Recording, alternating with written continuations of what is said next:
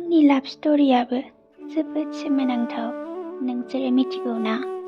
सानाव सानसे रायज्लायनो थाखाय थैफ्रामो आरो जेब्ला रायज्लायनाय जायो, सानाव सानसे रायज्लायनो थाखाय थैफ्रामो आरो जेब्ला रायज्लायनाय जायो अब्लाना नांज्लायनायसो जायो।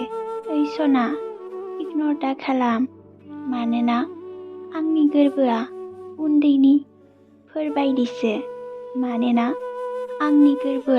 उन्दैफोर बायदिसो।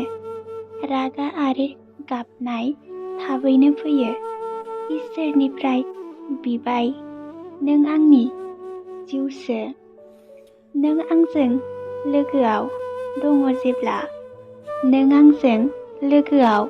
दङ जेब्ला बे आंनि जिउआ सना बायदिसो।